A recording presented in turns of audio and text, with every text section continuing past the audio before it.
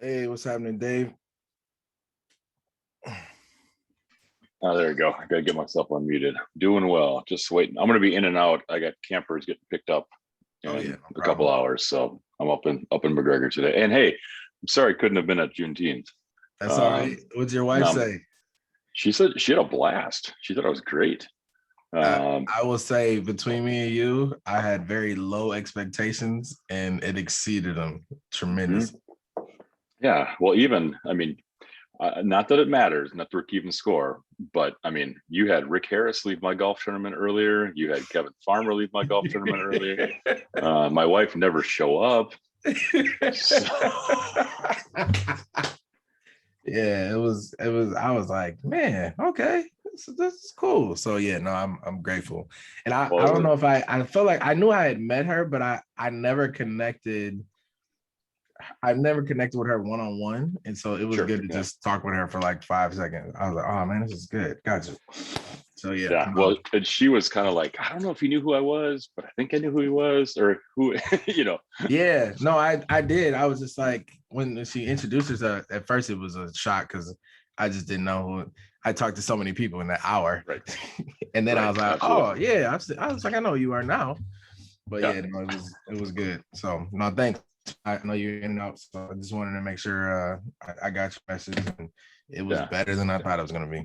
Well, it was funny because I was talking to Polita on Sunday and I'm like, oh, yeah, Rick's going to be golfing in our tournament. She's like, he's going to be at Juneteenth. He's going to be at our stuff. Ah, It worked out well. It worked out well. that's what's up. What's going on? Good morning, fellas. Good morning. Morning. What's happening? You know, it's typical. We'll give some folks time to jump on. I'm gonna call you out in a good way. Tim Stanley, what's going on, man? Glad you joined the calls. I might have you do a quick little intro, just about who you are. You don't have to give anything deep. Don't worry. It's a laid back group of guys.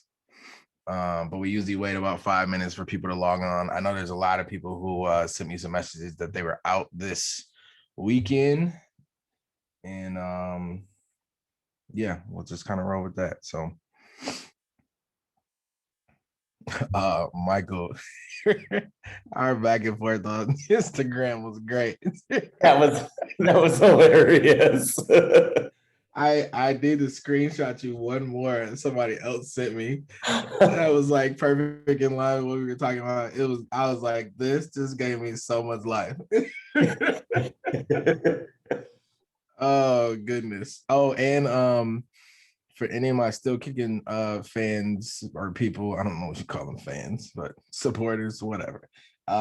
There's a special email that you all are gonna get today about a t-shirt drop out of the blue that people are gonna be like, what? There's more merch. So I don't know why I just thought about that. Everybody doing all right? Anybody have some amazing news? I had the longest week ever. Anybody have anything good? Anything positive? My only positive, I went out on a date last night with my wife and it was amazing. First of all, it was the first time she had been in a large group of people, what now, over a year and a half. It was outside and it was a really good, like eclectic group of people. Like some of the people we knew, some of the people we didn't. But it was great and she enjoyed herself. I was like, yes, this is a win. I'm exhausted now. We didn't even stay. We were home at 9 o'clock. We didn't even stay out that late. I was just like, here is the corner. So good morning, good morning, good morning. Okay, well, I know a few people are still logging in. Tim, I'll give you the kind of intro. So Tim and I have known each other for a little bit through a previous organization, and he reached out and was like, hey, I would like to get on the calls. And in pure Jesse Ross fashion, I didn't respond right away because I'm just inundated. I need to find a better system for my messages because it's just bad. But Tim, this is a group that actually was started. Man, we're hitting we got some miles on us now. Started in August of last year. Basically to just I had an idea to connect with a few white guys around anti-racism and white privilege. I thought I would get like 10 or 15, set up, some virtual coffees, phone conversations. And then I did not anticipate all the women that follow me tagging all the guys that they knew. And it was a lot. It was like 50 or 60. So we just hopped on a Zoom call and it's kind of evolved into this every other Saturday conversations.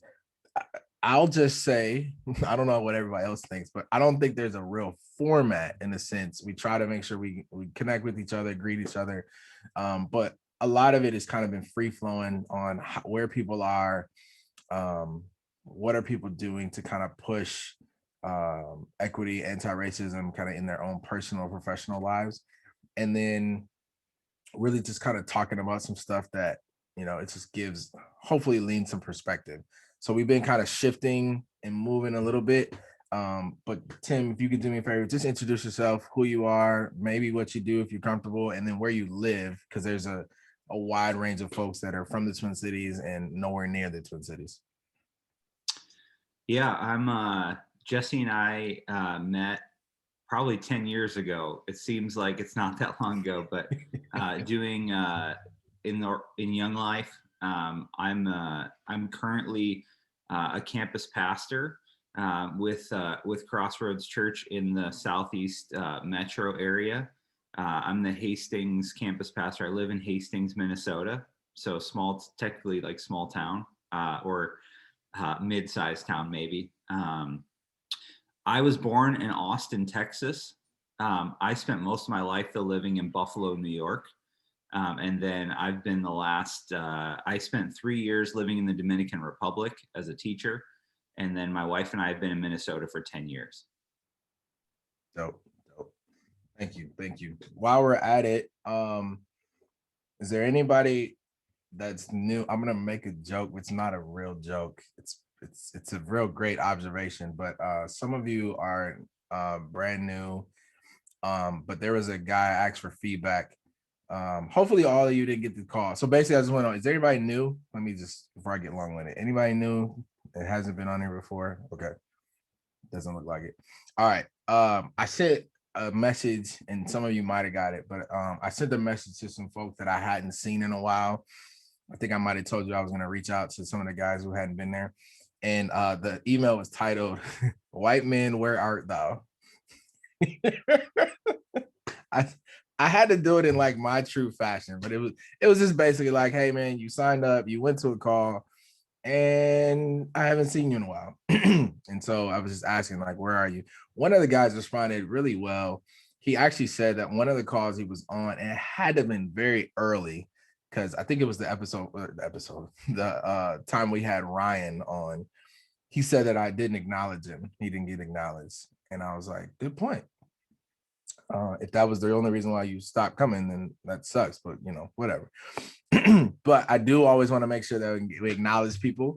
And I sometimes just keep moving and don't do that. So also sometimes I don't recognize, because it's too much time that passes, like 2 weeks, who's been on for a while, who's their second time, first time, whatever. So if there are people who want to introduce themselves, or you haven't been here in a while, feel free to jump in. And if not, Brett, are you in town? Okay.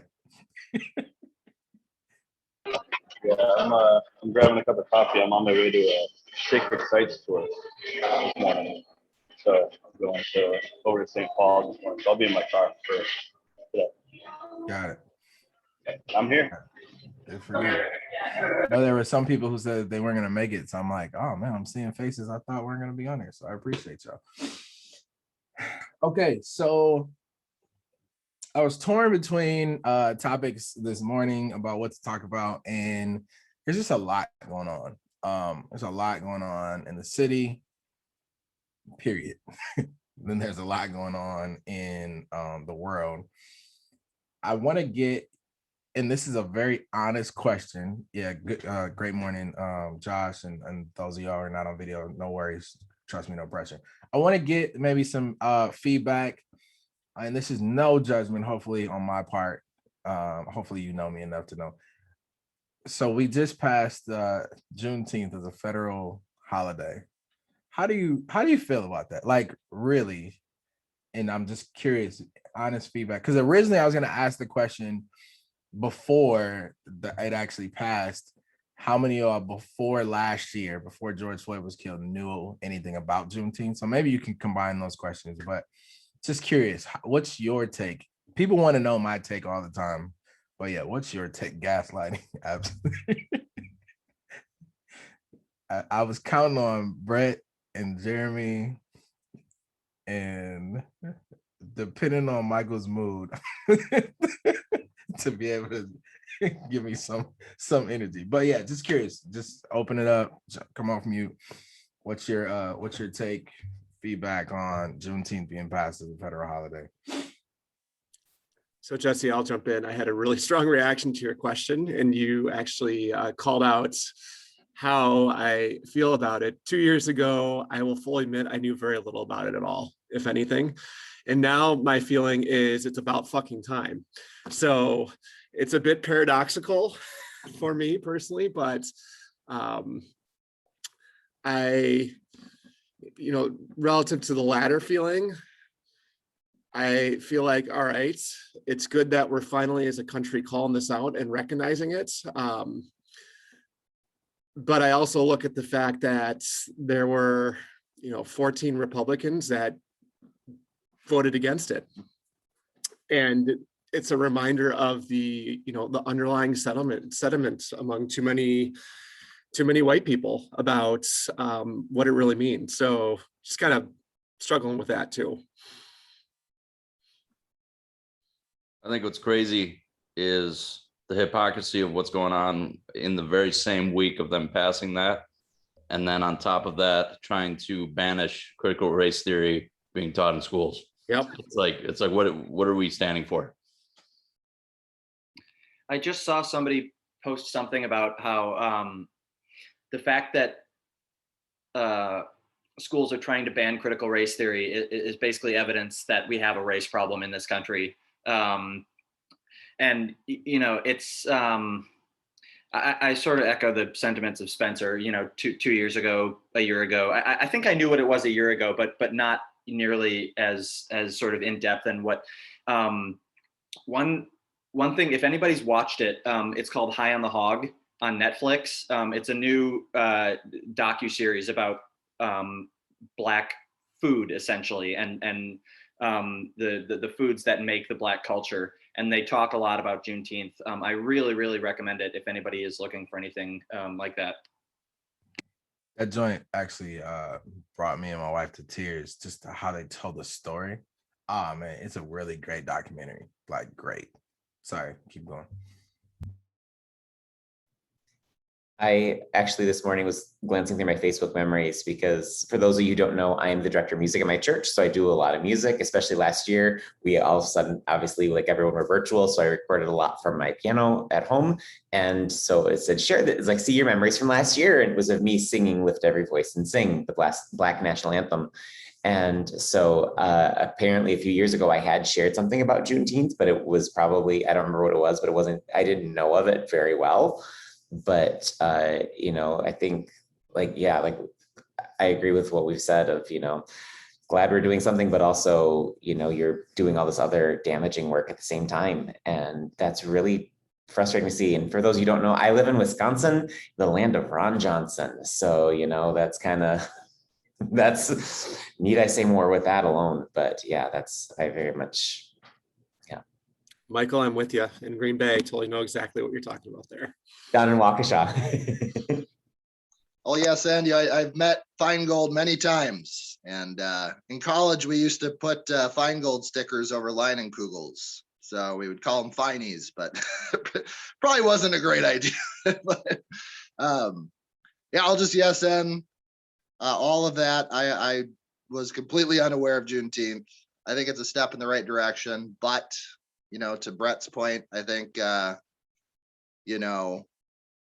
if we can't talk about what it is, right, and the problems still associated with it, then what good is this? But it gives it a platform, right? I mean, it's a thing now. So, and then at our work, we were just working to get Juneteenth off as an organizational holiday, and we had to keep changing our blogs and stuff, because as we were, a big part of this was that nationally they haven't taken any action yet successfully, and so we had to start changing that that line in our communications. So I think overall it's a good thing, but again, if we can't actually talk about what this means, then what good is it? So that's just my take. Thanks for listening.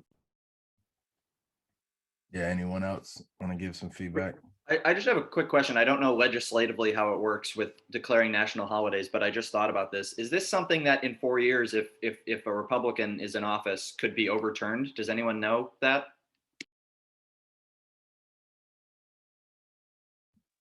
I don't. It would depend on the state of Congress, because it does have to go through the House and the Senate. So it's not something a president could do on their own, but depending on the climate, who knows? Yeah, it's I don't know all the legalities around that. I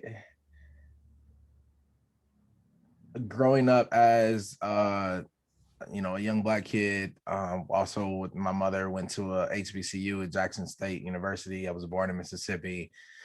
All these different things, being raised here in the Twin Cities, have continued to just I'm just reminded of culture and how much my mother, whether it was intentionally or unintentionally or strategically, I learned about Juneteenth probably when I was like 6 or 7 years old. And so it's interesting for me in a Minnesota way, right? Interesting of the rah-rah and watching, not even in a cynical sense, but being able to anticipate what's going to happen based off the behaviors of people. I study organizational development, organizational leadership. So pretty much I've studied people and systems and how they work and the trends. And I see consistent trends all the time. And so what I also think is timely, I don't know if that's the right word, so I put a question mark there, is so a lot of you who don't live in the Twin Cities probably have no idea about what's actually been happening, but just run with me for a little bit, maybe 10 minutes. The correlation between national media and how the national media has always tried to or controlled the narrative. Last year, everything happened with George Floyd being killed, and being able to, it felt like everybody knew exactly what was happening in Minneapolis, even if you didn't actually know what was happening, because the national media covered it, right? Then we transitioned to COVID, and every day, for the most part, there was some COVID update. Now we see barely any updates. I mean, I won't say barely any, but like it's not top. COVID was pretty much the first top story. So was George Floyd. And then you have Winston Smith, who was an unarmed Black man that was killed. The narrative allegedly around, he had a gun, he didn't have a gun, he was wanted for murder, all these, or not murder, felony charges, all these different things that are happening. I've run into my people who are not from the Twin Cities, and they're like, wait, what are you talking about? And so it's one of those things where even the Star Tribune had to redact their statement 5 days later about putting out false information. So basically there was a guy who was killed by the U.S. Marshals, not the police department, the U.S. Marshals, who don't have to wear did not have to wear body cams until a couple of days after that all happened. And all of a sudden there was a coincidence that it was implemented. I think I got that right. And then protests that are, showing up in support vigils. There was a woman that was killed who was struck by what we are going to call white supremacists who drove into a crowd intentionally to kill somebody. to kill people and were attacking protesters. He was apprehended. He is now in jail. And you got all of these things happening. So the narrative, most people don't even know they saw it's happening. Then you have everything that has been, and Jeremy, thank you for your email, because I was trying to figure out how to tie it in. So it all worked out perfectly. Then you have the removal of the barriers around George Floyd Square prior to this happening. You have the National Guard being called in South Minneapolis to this happen, in congruence with this happening. And then you have a federal holiday that's being acknowledged about Black folks. It's just one of those, you're like, who the hell is pulling all the strings in the office in somewhere? Because it's just, for me, it's just so interesting. Not to mention, there is a lot of random, and I say random on purpose, a lot of random gun violence being happening here in the Twin Cities. Brett lost a student. There was a woman that I know that was hit literally as an innocent bystander out in a grassy area because two cars were shooting at each other. A friend of mine had a house, had a bullet go through his house about 3 feet away from where his kid lives, or his kid was sitting at his desk. It's just one of those things. And then I don't know who all may have or may not have saw, but the day after I mentioned that there's somebody, maybe the government, pumping guns into the city, there was an article about this 2 couples that were purchasing guns in Circle Pines. And I was just like, I can't make this shit up. Even if I wanted to, I can't make it up. So there's this, I'm stuck between, Jeremy worded it kind of the 2 narratives that I think we all hear, but I think there are multiple narratives that can be true, and there are multiple narratives that are always at play. And then there's, where do you have your truth at, right? And the wrestling between, how do you deal with that information? How do you deal with that information coming from people that you may know, like, trust, or are supposed to trust? And then the realities of what's actually happening around you, right? And so given either your proximity to these issues or to things that look like this, I'm not even talking about just the Twin Cities, I'm saying in your actual neighborhoods and your communities. And then given everything that you know, it's like, what do you do? And I'm asking that in a hypothetical sense, but I think there's a piece that we have to navigate as we're walking this walk, as we're, everything, right? Critical race theory, as we're promoting things at work, as we're recognizing day of service, and we're also recognizing the 18 steps that were skipped before we get to acknowledging Juneteenth as a federal holiday. And I don't really know what to do with that, but I just thought I would be remiss if I didn't bring it up, and also didn't provide the opportunity and the space to be able to say, where are we at? The only thing that it actually brings me to, and then I'll kind of just open it up, is what I think I try to continue to bring us back to is, what are we going to do to change things, right? What have we done in this last week? What are we planning on doing? What are the goals that you want to set and that you want to accomplish? But also, there's so many things that you may be facing, thinking, dealing with on a day-to-day basis that I know can be exhausting.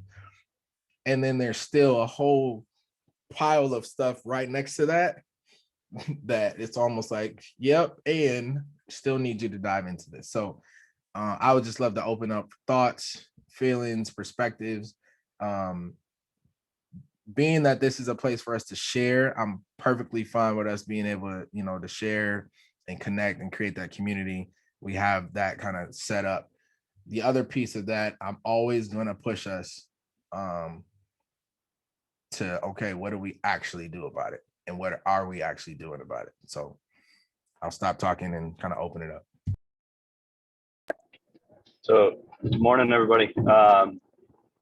And I'm driving, so if I cut out, please let me know. Hey, cut your video off. That might help with the signal too. Okay, I'll do that right now. So I don't want to get caught in philosophy because I agree with you, Jesse, around what's the action. But something that I've been thinking a lot about is when the action is not thought through and the action is performative, the consequences of that action trickle down. And so I'm worried sometimes. I'm worried in the last year that we've been pushed to act, or that we've made action that has greater consequences than we intended. I feel like that comes from ignorance. And I think that some of it is we make decisions without the backup plan. I think we talked about that at one point in time. It's like, okay, we're going to make this call, but then we don't have something in the back to catch it. So the decisions, the real and immediate thing with me is the decision around Minneapolis Public Schools to sever our contract with Minneapolis Police Department. And I'm not going to get into like whether that was a good call or not.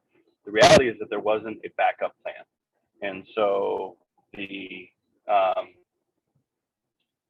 effect has been we have zero relationship with the Minneapolis Police Department right now.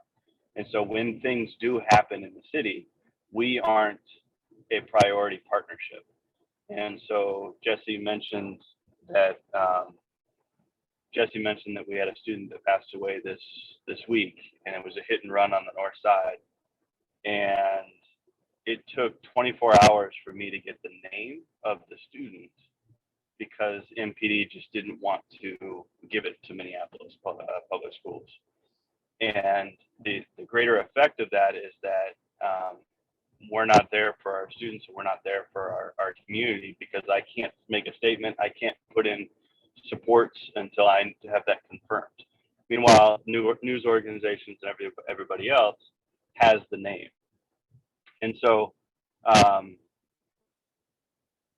and then with Jesse, I know you live up on the north side, and I've spent, I don't live up there, but I've spent a lot of time over the last few months up there, and I have a lot of friends that live up there. And just what's happening around kind of the lack of presence is really frustrating. And so I don't know. So I've been thinking a lot about that around like, what's our action?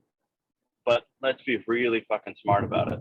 Let's be really smart about like, not just to make a call or to do something where all of a sudden we've caused more harm than good. So that's my head is in that space a lot today. Yeah. No, thanks.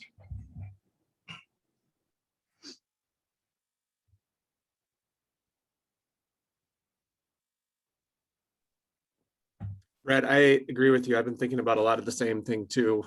For me, it comes down to the difference between being disingenuous in what you do, doing it out of a sense of obligation, versus being really authentic about it, and thoughtful, and doing the internal work that then leads to the action that's going to be most impactful, whatever that means.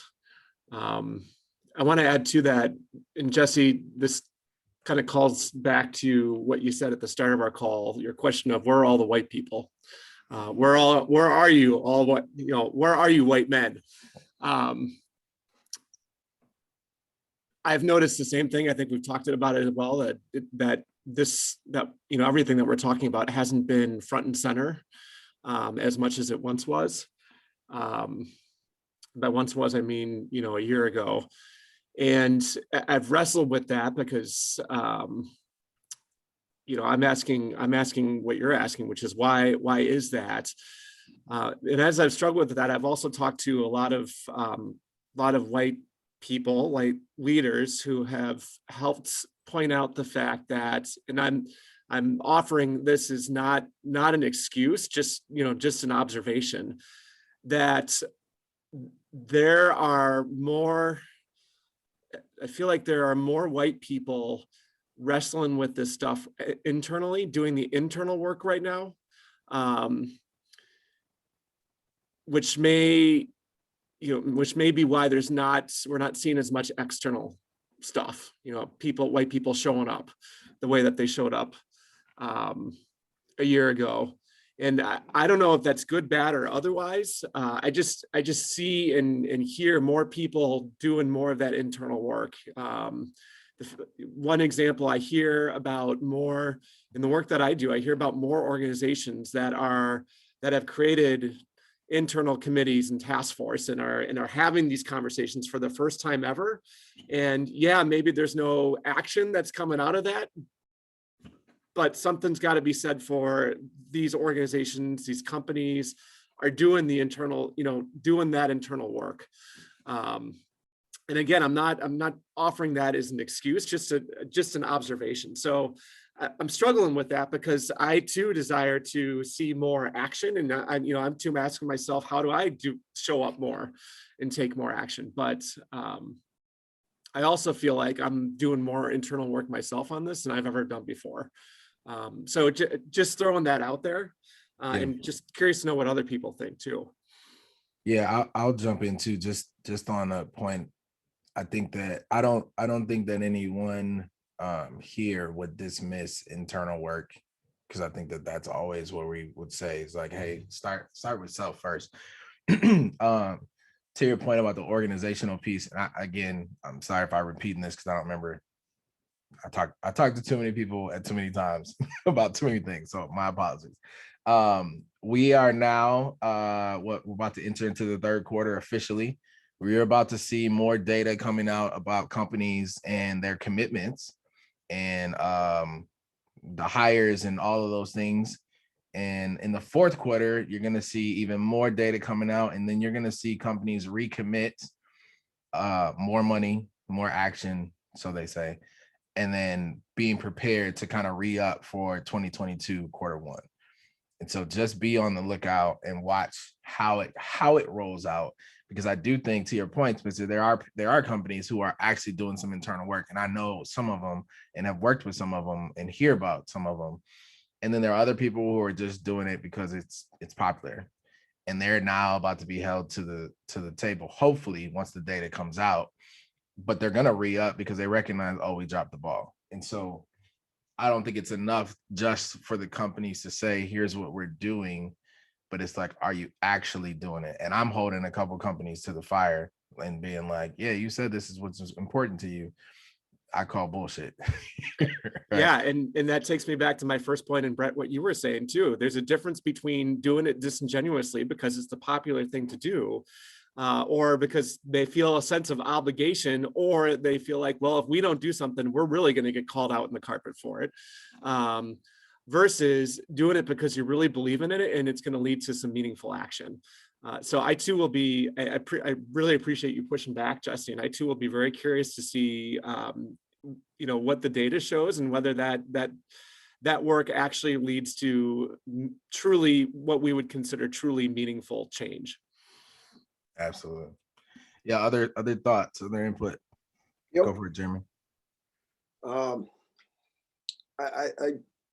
Brett's comment nails most of what I think, what I'll call America, but white America power structure, however you want to say it. It's a reactionary, superficial, even if it's well-meant gesture.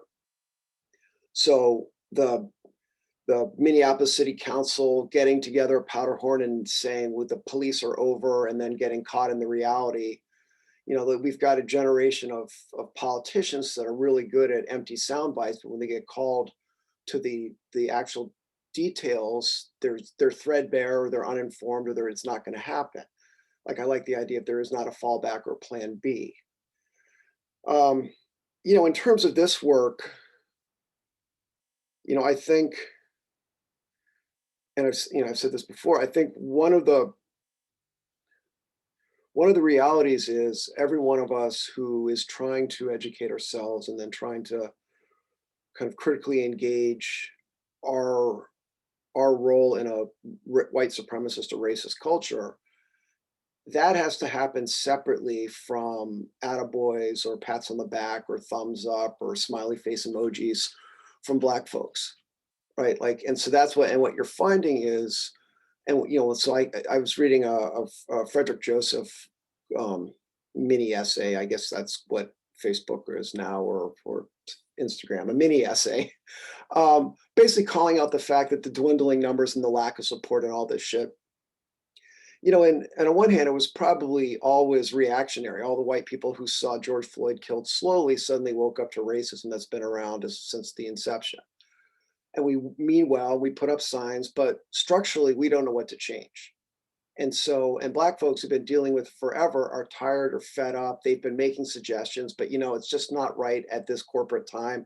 There's a process to do things. All the same okey doke shit that's happened forever to maintain the power has frustrated Black people. So Black people don't give a fuck what I'm trying to do on an individual level. I'm not going to get a gold star. And so if for those people who are engaged, you either already have Black friends and follow in a Black thought, we will say, and not just the member of the Roots. There's a lot of anger. There's a lot of frustration. And so you have to have thick enough skin to say, not all men, not all honkies, but also, yes, me, like I'm white as fuck, I'm male as fuck, like this is my legacy. And so you have to be willing to have a lot of people's cast off anger, simmering rage kind of excoriate you and then keep moving forward. So that's my thought on the dwindling numbers. The narratives are fucked. So the fact that the Star Trib isn't necessarily trying to conspire to lie, but they've never questioned the fact that letting the police statement be the official statement might be self-serving for the cops. And it's happened forever and ever. So they're always a Black man in custody had a medical emergency, right? So nothing's changed. And so for the people who've watched their friends die or their family members die and had no official result, the impatience and the unwillingness to allow for a simple mistake is understandable. But like the trucker whose charges were dropped, the charges were brought in reaction to uproar.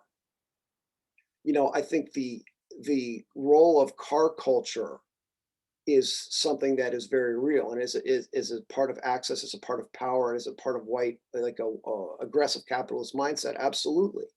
But this idea that he was a white supremacist, like he was an asshole trucker. Like there's a certain point that when we're ascribing, like again, the victim status or the aggressor status to things that aren't necessarily, like the asshole who killed Deanna the other day, like he was drunk, he was an asshole, he's a piece of shit, whether that was I hate Black people or I'm mad at the delay. And so going right to this is a white supremacist conspiracy. And for record, like one of my buddies was there to once the cops let us in, and then I was there to scrape up her blood. So like the after effects and the shootings, like the shooting for the young man who was killed at the nightclub, the guy who had bad aim who shot and killed other people.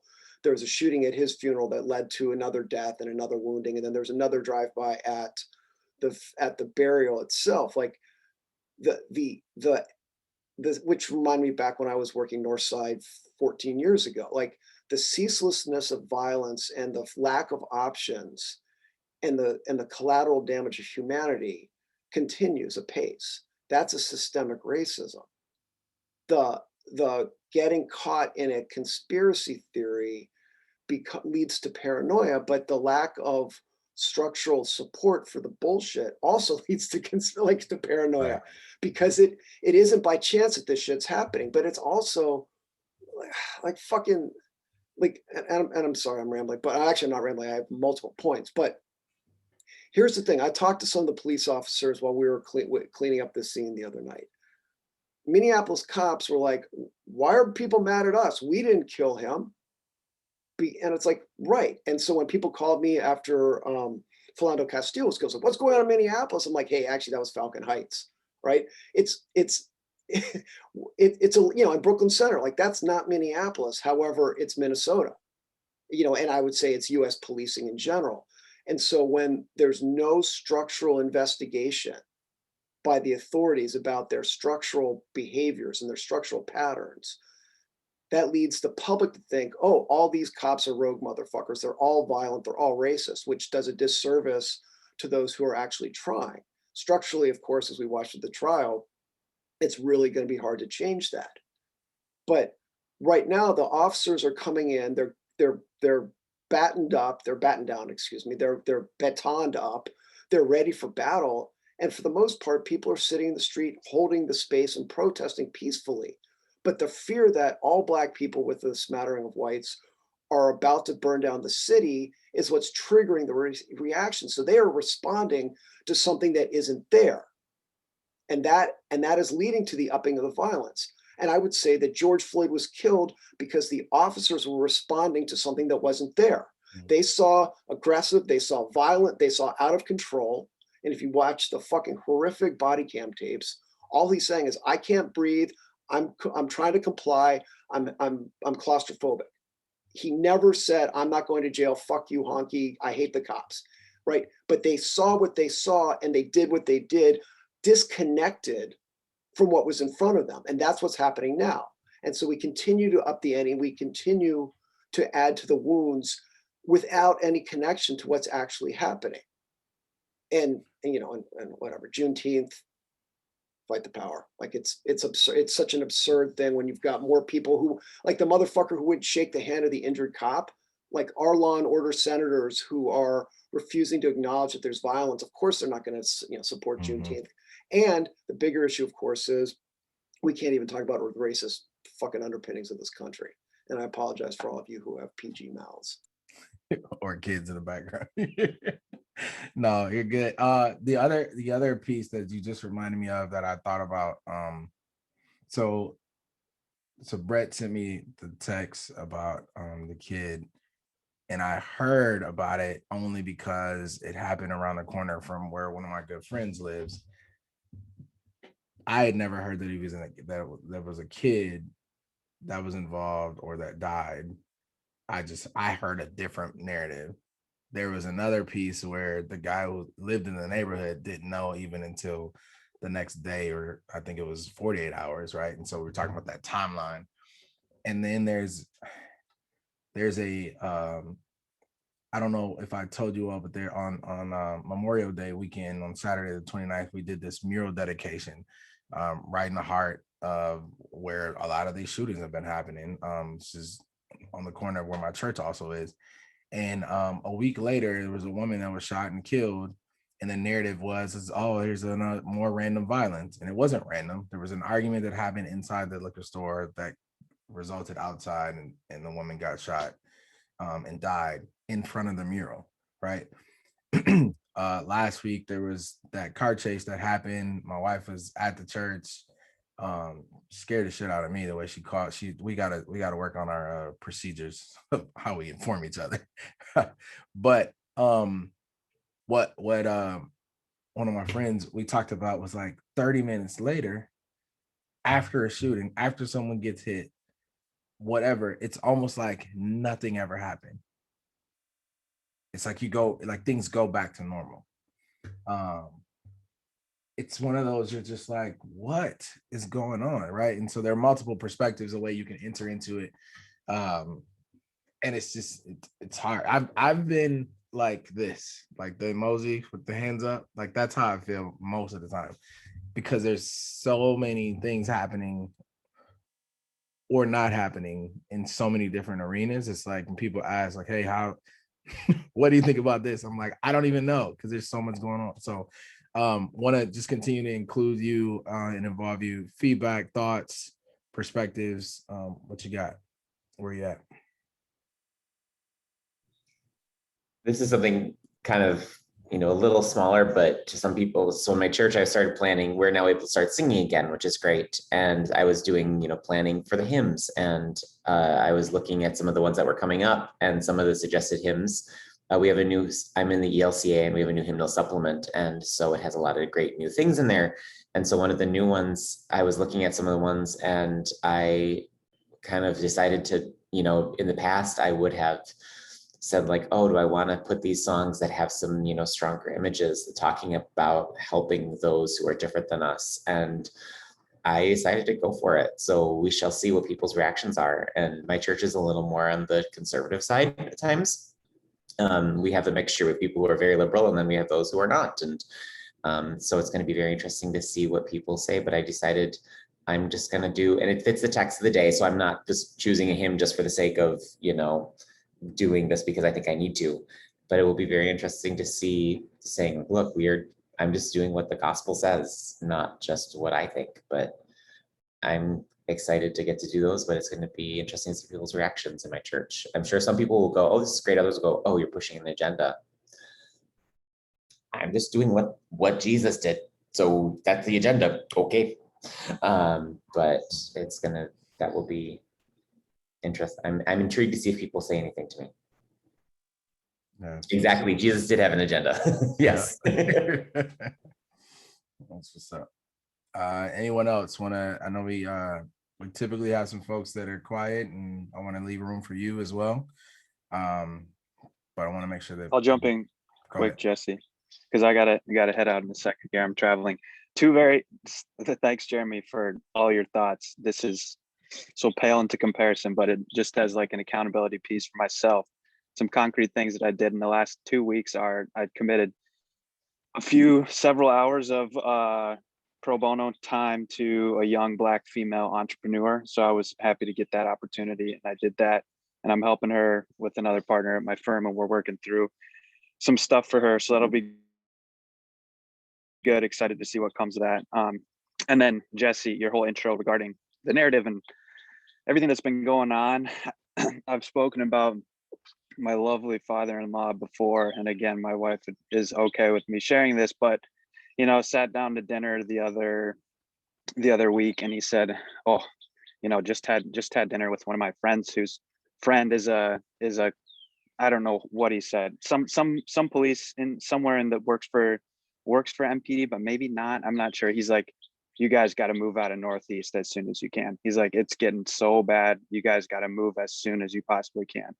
I was like, Mike, we're not going anywhere. It's one of those things where it's just, and I tried to talk to him just a little bit, just make a few comments about well, let's talk about why you think that, what's going on, give me your thoughts. And I gave him just a few points to think about. And I feel like I definitely, of course, didn't change his mind, but I think we had the conversation, and it's just one of those things where he's going to have to deal with his daughter and son-in-law living in the city for the rest of his life, probably. So, just things like that, small things contributing to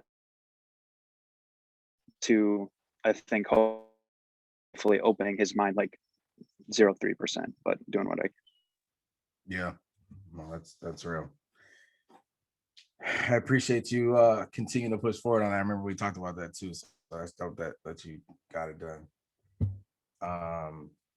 Throwing these check-in questions in the chat as well. Sometimes just in the reflective piece that's been helpful is, what did I get wrong? What did I do right? What was productive? Where did I lose my cool? What did I miss? And what am I proud of?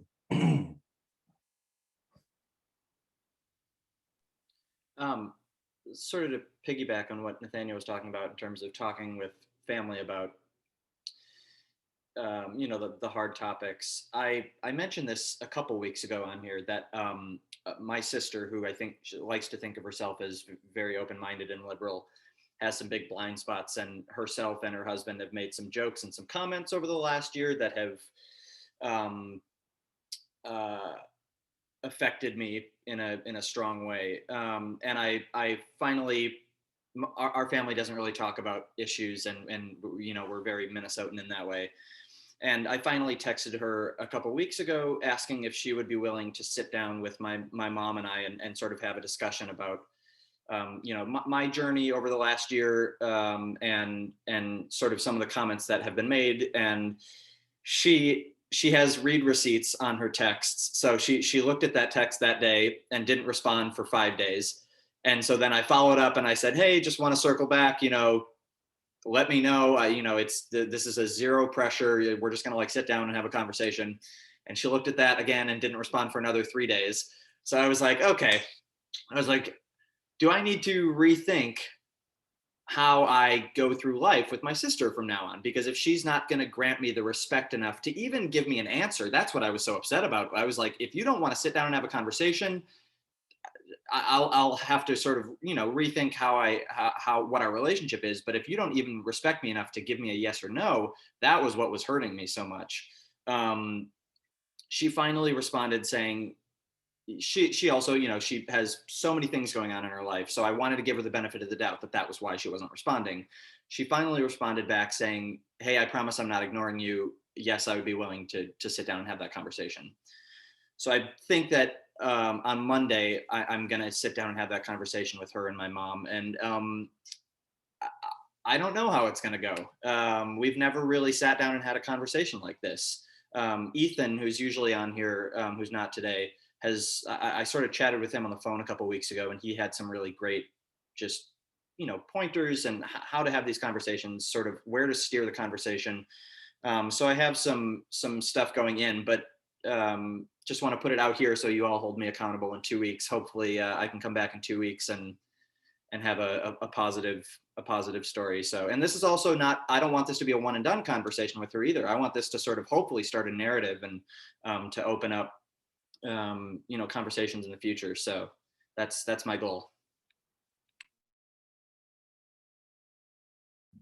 Sounds good. Sorry, I was on mute. Appreciate you sharing. We got a little bit of time. I want to put you on the spot, not in an offensive way. Hopefully, Tanner, what you thinking? Hey, Jesse. I guess I was curious about you work with other companies trying to hire more diverse workforces. I know that's been part of my company for years now, and I still see plenty of white guys who like to hike and go camping, which is not terribly unique. So I guess if there's anything that you've seen working with companies where they had interesting ideas, something beyond just we're going to give a hiring bonus if we can extract this gender, nationality, et cetera, et cetera. What do you do? Work in tech. Okay. Where are you at again? I'm in St. Paul, but I work for Intel out in Oregon. Okay. Yeah. So since it's a bigger company, part of it is really what are the relationships that Intel is building with communities? And then not even in the sense of just creating a pipeline. That's like even a long-term strategy. But like recruiting, from what I have learned, really comes from the relationships and the opportunities that present itself. And so if you take someone like me, and I know I am an anomaly, I've actually never had to apply for a job in a sense of most typical, like, hey, I saw this job application, I submitted my application. All of my jobs have come from people that either know me or that I knew that said, hey, this would be a great idea. Like, this seems like it'd be a great fit for you. And so part of that, I think there is, if you're thinking about hiring diverse talent, and most companies, again, just don't really have the capacity. I don't even think it's like the thought process, but have the capacity to really go downstream, not upstream, but really saying, okay, where are the relationships that we're building? And how am I connecting to the different audiences to make this even become attractive? Because you could have a hiring bonus of $5,000, but if you ain't got nobody to hire, then it's the same old, to your point. Mm-hmm. So that would be the first thing I would think about. And then the other piece of that is internally, what are we doing to make sure that the white guy hiking culture is conducive and accepting of those diverse hires before we even get them? Because we can hire a bunch of people, but if once they get there, they don't want to stay, then we're just wasting money. And really, yeah, I mean, there's also is there a direction upward for them to go? And that seems to be quite tamped down. Recently, I've heard simply the way job applications are written, there can be certainly flags in there that discourage people from applying in that regard too. I don't know if that's something that you've looked into or anything. Yeah, a little bit. Are you in like recruiting, or you do? No, okay. No. I'm just looking at I mean, it's a more diverse workforce than it has been, but it's still one of the things that's clearly an issue. And Yeah. being Portland, there's a lot of people who are flown in from across the country. There's a guy on here named Simon who actually would be good to talk to about it from his perspective. If you send me an email, I'll connect you. Sure. So because I know he's thinking through these things too, and this is what he does for a company here that's large as well. Yeah, that's the better answer without making it really. That's all right. All right. No worries. Good question. Anybody else? I just want to make sure you feel included. I know you got stuff going on, and I'm gonna probably have to jump in like 5 minutes. But just want to make sure people feel good. Drew, I know the year technically is over, but your work is never done. I know. How you feeling, man? You know, I've been not struggling, but you know, you put so much effort in throughout the school year to try and get things done, and like I've even felt the temptation to just take a deep breath and just let it go for a bit, you know, and I'm seeing that with other people that I'm around, is like once it's not your everyday, especially in Egan where you're not faced with things daily, it's the effort to keep it in the forefront of your mind, to keep reading, to keep talking to people. And yeah, so I don't know, I think that's been my focus, is to stay focused on it. Yeah. And then you know, we were talking about the narrative before. I just got back from my brother's. I hadn't seen him for almost 2 years since the pandemic started, and so it was a great reunion. But he lives in a neighborhood that's pretty conservative, and so some conversations were arising, and what they hear about. So they live near Appleton, Wisconsin, and what they hear about Minneapolis is pretty astounding. You know, like they were saying, we like to go to Minneapolis once a year, but we're choosing not to go this year because it's so unsafe. And it's like, well, yeah, there's stuff going on, but I mean, I'm in the city all the time. I don't feel unsafe, you know, like it's unsafe because you're choosing to make it unsafe, you know, like, yeah, I don't know. So we were having some conversations about that, and you know, it reaches a certain point where the conversation essentially stops becoming productive because they don't really want to hear anything. So yeah, that's kind of where I'm at right now, is I'm trying to stay focused and keep having conversations and challenging people. Absolutely. And I know you had kind of made a comment, but not in a bad way. If there are folks that have resources around solid critical race theory discussions or research, throw those in the chat. Kevin, I see your hands, you can jump on. Also, I know Ethan has like 17 links probably, because he's got the data. Ethan got resources for days. So Kevin, go for it. Yeah. Good morning, everyone. I kind of just had a question I've been kicking around. Raha, like Johnson and I have been talking a lot about volunteering and nonprofits and putting in some work, and I've been looking at a lot of literacy nonprofits wanting to work with Black and brown youth and just promote literacy. It's a thing that was incredibly important in my youth. The thing that I keep kicking around though is like balancing this like constant idea of the white savior narrative, and I just want to avoid like, or maybe ask the group, like, is there a wrong way to help? How do I go about that in a way in which I want to support and lift people up, but I don't want it to appear as if I am coming down from on high to to bless somebody. I want to just work with people, work with kids, and help them succeed. But how do I avoid appearing like I'm blessing you with my gracious presence? Yeah, it's definitely a wrong way to do it. Good. Well, good. That's why I asked. Yeah. So here's how I would answer the question on a couple of different perspectives. One, I think I know you and Raha enough to know that as you're volunteering and connecting, right, it's coming from a genuine place because you have passion around the area, whatever that is. Mhm. And so always leading with that is always honesty, right? It's just intentional and sincere.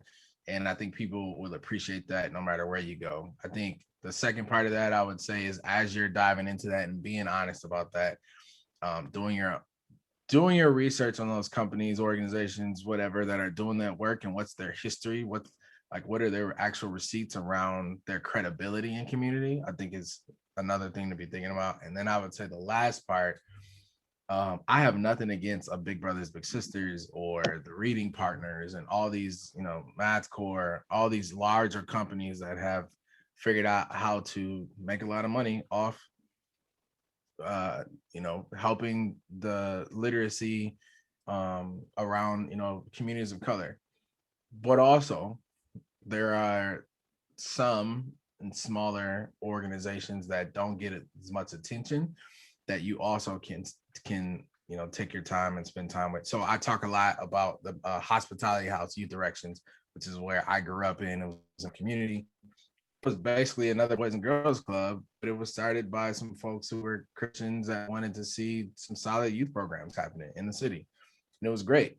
And we had hella kids coming and hella volunteers, and every white person that I knew that was actually connected that served walked away from a different aspect because there were people that were in charge that were like, oh yeah, we're not going to do that, right? We're not going to serve the wrong way. And they held the volunteers accountable. They were very intricate about training and about how to build relationships and all those things. And so I think that those organizations exist in different places. I think it just takes a little more work. And they don't have the budgets to do the big marketing and all that stuff. So when you're scrolling and you just happen to be talking about it, and your iPhone picks all that stuff up because that's what they do now.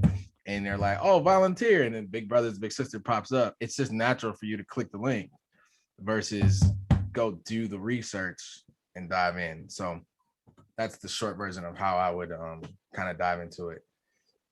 But I think overall, all of us in some type of way are really examining, and I don't have any great resources on white saviorism. Maybe other people do, partly because I've studied it my whole life, unfortunately. But I know there are some resources out there, and I'll make sure I send them to you, Kevin. Dan, thanks for throwing that in the chat. I actually wanted to end and just tell you guys happy Father's Day. Those of you who are our fathers or celebrating your fathers, even if it might be a difficult relationship. I don't want, I appreciate you. I just want you to know, like, I really appreciate all of you in your consistency, small and mighty in number, but small in number, but mighty in like intention and action, regardless of how much or how little you might feel like you're making a difference. And people are talking about you all, and I talk about you all a lot. And so I just want to make sure I say happy Father's Day, but also that I appreciate you for signing on, even however many times it's been and however many times you can make it. Like it does mean something to me. So thank you all. With that, I want to close out. Hopefully I didn't cut anybody off, but man, enjoy your weekend.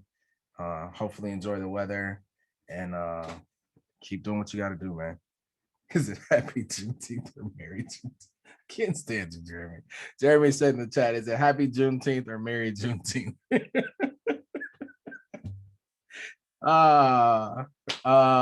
Yeah, so see y'all later, man. I appreciate y'all. Bye. Thanks, Jesse. Thanks, Jesse.